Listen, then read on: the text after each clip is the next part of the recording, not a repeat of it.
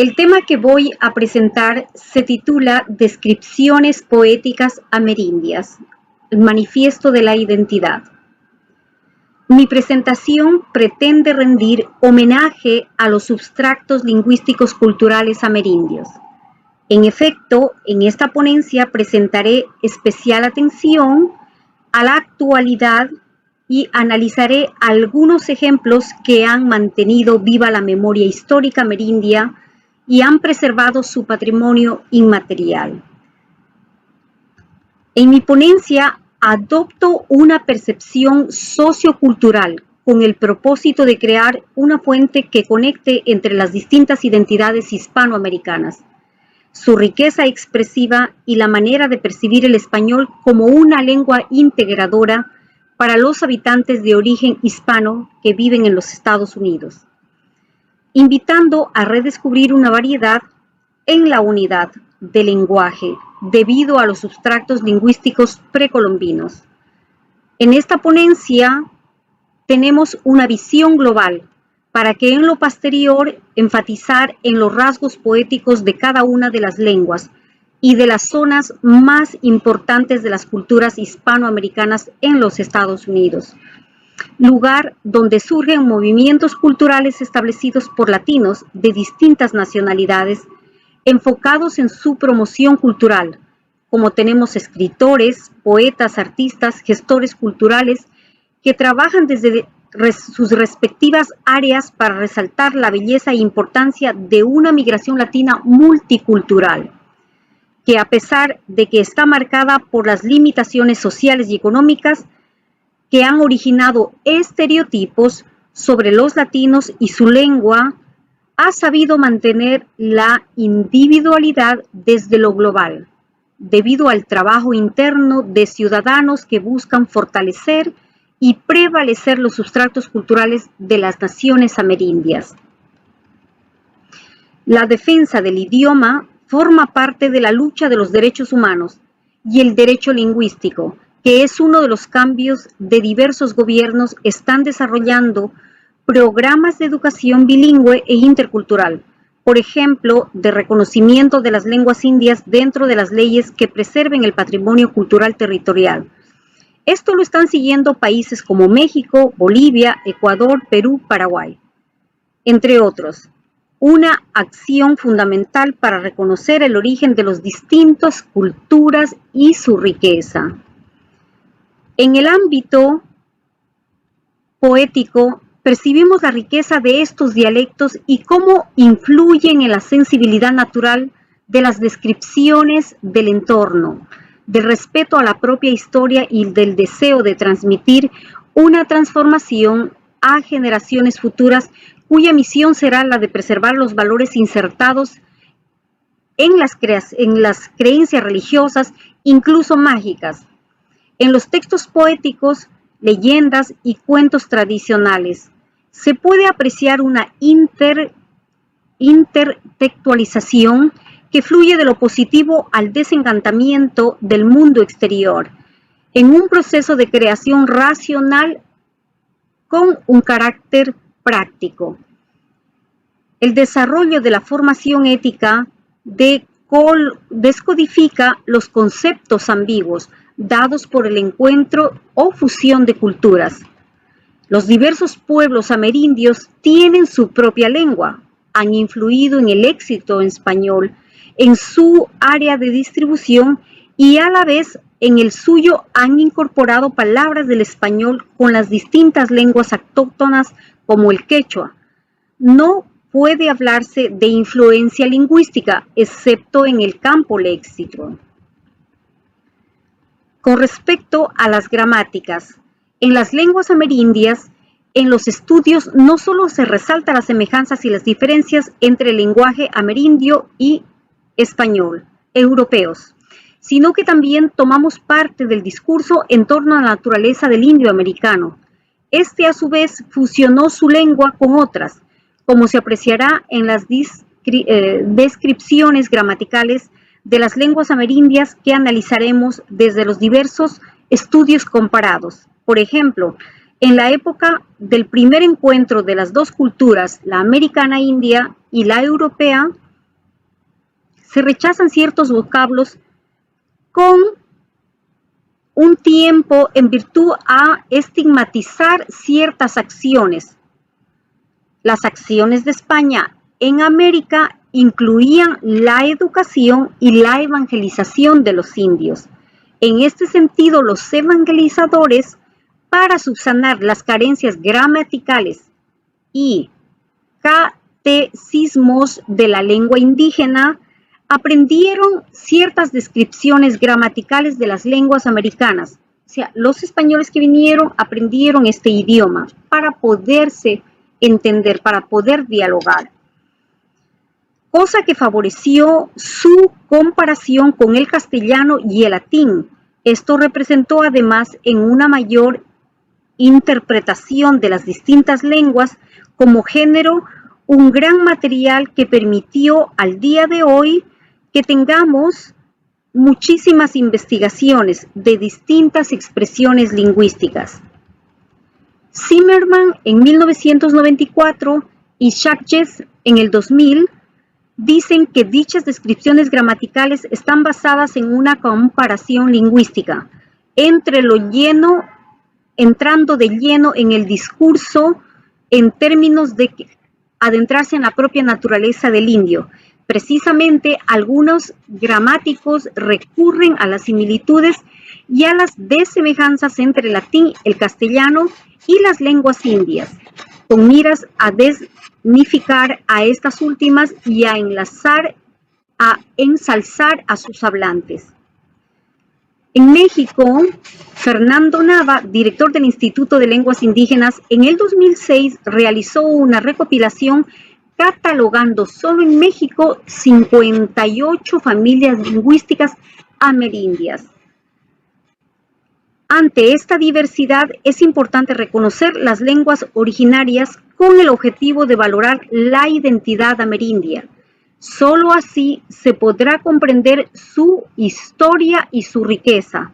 Fray Bernardino de Sahagún, en su obra Historia General de las Casas de Nueva España, en el libro 11º, en su nota, dice que la escritura nahual se comienza a traspasar con una escritura alfabética aproximadamente hacia los años 30, siglo XVI.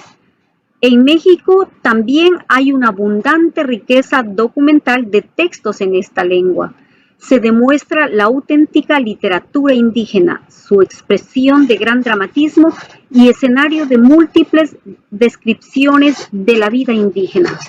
En estas investigaciones, Miguel León Portilla destaca el contenido y belleza de expresión de estos manuscritos que tiene una variedad de géneros, como se aprecian los manuscritos producidos en ese momento.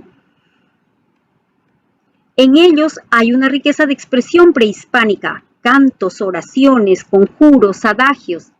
Se destaca el pensamiento del pueblo, sus narraciones, su entorno, sus actividades con los frailes misioneros de la época, sus sermones, confesionarios, libros parroquiales escritos todos en nahual, incluso una gramática con un vocabulario para el aprendizaje de las distintas lenguas. Es importante mencionar que la riqueza de esta lengua sorprende por su gran nivel de comunicación. Cartas de frailes dirigidas a las autoridades reales, a los gobernantes, alcaldes, vicerreyes, soberanos, otras cartas en las que se denuncia otras de peticiones, testamentos, todos en nahual, con un gran interés en el contenido descriptivo. Los indígenas escriben sobre un sinfín de asuntos reales, por una parte, y otras destinadas a la comunicación entre los nahuas. Esta riqueza de comunicación en la que la expresión escrita se enriquece cuando los nativos aprendieron el alfabeto de los frailes, lo que permitió que al día de hoy tengamos un gran material sobre el conocimiento de los antiguos códices y sus signos glíficos. Sus pinturas también forman parte de toda esta riqueza patrimonial de México. Sus escritores, investigadores que nos acercan al Cuicat, según Portilla, su obra está dedicada a los cuicats y a los cantares, con una expresión del pensamiento indígena, creando una simbología de los que nos llevan al viejo mundo, quienes dejaron relatos como cuerpo testimonial de la conquista, testimonios de una visión de los vencidos y otros documentos históricos de los sabios de la época, como Hernando Alvarado de Soxomoc, Chimanpain, Cautle-Hauinitzin o Cristóbal del Castillo, quienes escribieron la mayoría de las obras en náhuatl, destacando que las aportaciones de los frailes Bernardino de Sahagún y sus discípulos del Colegio de Santa Cruz de Tetrololco hicieron importantes transcripciones de los huehuetlactolles, expresiones de la antigua palabra y la recreación prototípica de los diálogos y coloquios de los primeros franciscanos y con algunos sacerdotes indios. Es esta comunicación, cómo se generó toda esta comunicación entre los indígenas y los exploradores que vinieron a América. Desde el Nica Mopúa hay un sinnúmero de códices incluidos en la poética, descrita en el Nica Mopúa, que está basada en la imagen central de Tonantzin Guadalupe, desde mediados del siglo XVI. Recrea las 4 apariciones de la Virgen María a Juan Diego en el Cerro de Tepeyac. A lo largo de la historia se han considerado que estas composiciones tienen un diálogo directo que gira en torno a los testimonios de las apariciones guadalupanas. Según Miguel León Portilla, fue escrito por un buen conocedor del antiguo pensamiento nahual. Agrega y coincide con los expertos que fue escrito por Antonio Valeriano. Este documento recrea la historia de cómo y por qué surgió la adoración a Tonantzin y por qué a lo largo del tiempo ha permanecido este ritual con una gran atracción. Lo cierto es que fuera de toda discusión entre creyentes guadalupanos y antiaparicionistas, se puede considerar que este documento es una joya de la literatura indígena del período colonial.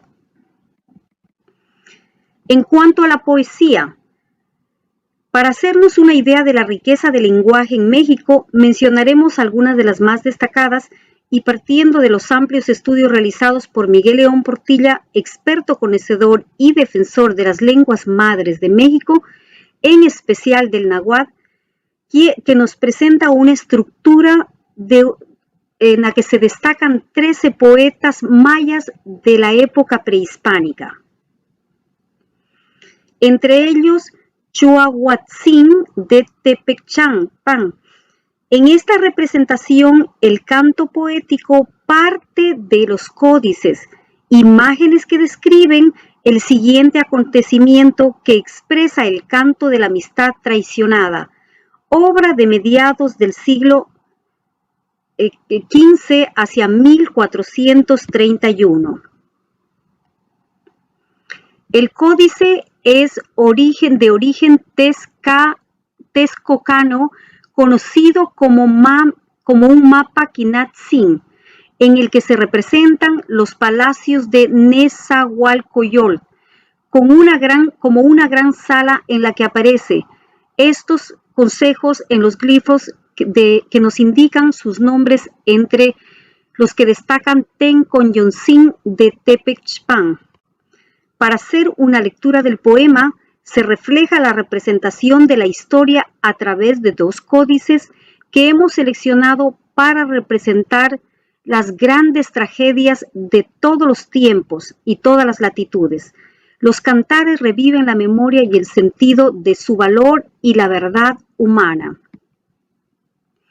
En cuanto a la poesía y las mujeres poetas en la cultura náhuatl, Macuoxochitzin en su obra nos presenta a la mujer como creadora, en la que se representa como poetisa, hija de Tlacaetlel, En el siglo XV, según los testimonios de varios cronistas, se considera que entre las nahuas hubo varias mujeres que cultivaron el arte y la poesía.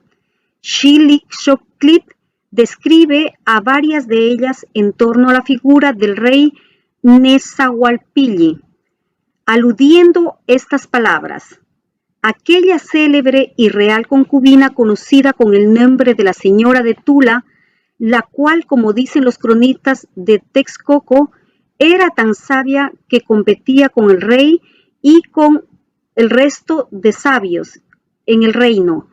Era una poetisa muy avanzada. Siguiendo hacia Centroamérica, tenemos que la mayoría de Centroamérica está influenciada por la lengua maya. Así, acercándonos a Guatemala, por ejemplo, es un país multilingüe que cuenta con un total de 24 idiomas, 22 son mayas, más el idioma xinca, el idioma garifuna o el castellano. En Centroamérica hay una gran variedad de dialectos que provienen de las lenguas maya, como por ejemplo el maya cachiquel, maya quiché, mayamán, mapomán. En Ecuador, en Perú y Bolivia, el quechua es considerado una lengua de origen profano, mágico, religioso. En estos tres países, el quechua prehispánico en general se podría decir que es un idioma en el que cabe analizar el pensamiento de la época reflejada en las fiestas indígenas, expresadas en su dance, baile, canciones, danza, su folclore, sus regocijos. Los incas fueron creando verdaderas obras de arte, logrando un alto grado de perfección que alcanzó tanto en la región de Perú, Bolivia y Ecuador. Pero si tenemos que referirnos a su expresión poética, esta se ve reflejada en sus danzas, su folclore. El Inca Garcilaso nos refleja poemas de quechua, declamaciones de su memoria y su entorno cotidiano. Sumac Ñusta alcanza una nueva estética al inspirarse en la obra del jesuita Blas Valera, Juan de Santa Cruz Pachacutic, Yamqui Xalcamayua. Sus poemas están ligados a aspectos mágicos religiosos.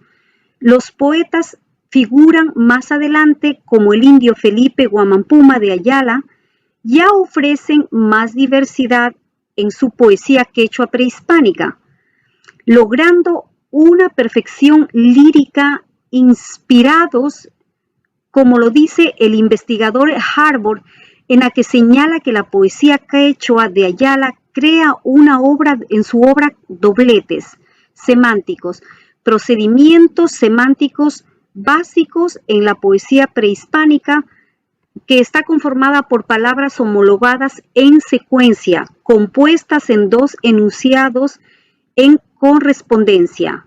Según Jean-Philip Houston,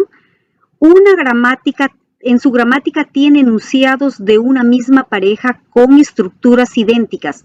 La primera secuencia de palabras encuentra su correspondiente en la segunda, relacionando este contexto desde dos maneras: por su contexto gramatical, conformada por sinónimos, parasinónimos o pertenecientes a un campo semántico común.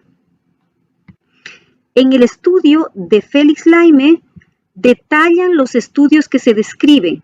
Felipe Guamampuma de Ayala, su obra poética que pertenece a este cronista indio, se representa como un género de canto, refleja la forma antigua de bailar de los indios, específicamente cuando van a trabajar a las chacras en comunidades, como son la de los caciques, fiscales o aquellas en las que donde tienen una convivencia en la época. El poeta las canta en sus obras escritas en un dialecto aymara que irá teniendo ciertas particularidades, sobre todo en la movilidad de las personas cuando éstas se van aproximando a otras poblaciones donde se habla el quechua. La obra de Ayala es una poesía que parece pertenecer hacia una corriente laica y hacerla independiente de la tutela eclesiástica. Este análisis parte de la expresión de su poesía profana por su expresión, por su temática y por su origen dialéctico. Sobre los textos aymaras de Huamampuma, del altiplano cerca de La Paz, Ferrer menciona las características personales del poeta al expresarse en un dialecto de una lengua aymara a la que Farel denomina cusqueño o ayacuchano y que en la actualidad se ha perdido, y otro como el collaguat, dialecto utilizado por Fray Jerónimo de Oré, en la que cabe mencionar que este dialecto en Bolivia se denomina collas y hay otras variantes más modernas como las collavías. En la poesía del Indio Felipe, según el estudio de Ferrer, destaca que sus cantos podrían derivarse del aymara, en aymara, cantos dedicados a los animales y en los que se advierte el uso de los términos genéricos tratando de dar sonido a través de los cantos o coplas de un llanto, un caminar o un murmurar, que se crea a partir de la densidad de los términos aymaras. En Paraguay, con el guaraní se caracteriza por ser un dialecto que careció de escritura. Esto fue inicialmente desarrollado por los jesuitas y misioneros jesuitas guaraníes, utilizando al principio el alfabeto latino español. La obra de Roa Bastos nos adentra al conocimiento detallado de esta lengua. Tenemos en Argentina las lenguas indoamericanas vernáculas vivas. En este país son el mocovi, pilaga, mataco o huichi o toba, del grupo mataco-guaycuru o el guaraní que llegó al actual territorio.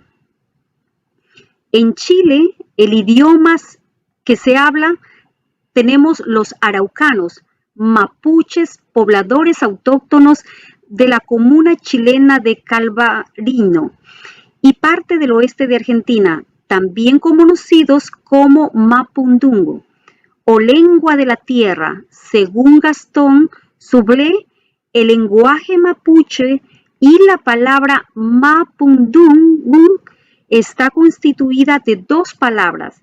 Wenchungwen es el acópofe de que no significa cielo y chu, derivado del verbo chun, que significa contraer. En conclusión, el hombre es un cielo contraído en un cuerpo y según el mito fue lanzado sobre la tierra a convivir con la naturaleza. Esta conclusión de los distintos cronistas indios, que tienen un lenguaje más pulido, se debe a la influencia de los frailes que entran en contacto y van puliendo y enriqueciendo el léxico. Para centrarse en la revisión de las lenguas amerindias y a través de su poesía poder conocer su sonido, estructura, composición, destacando en cada lengua una energía especial para comprender lo que hace diferente una lengua de otra y por qué es importante el estudio y la defensa de una lengua. León Portilla decía que cuando muere una lengua, muere una cultura, muere una identidad. Gracias.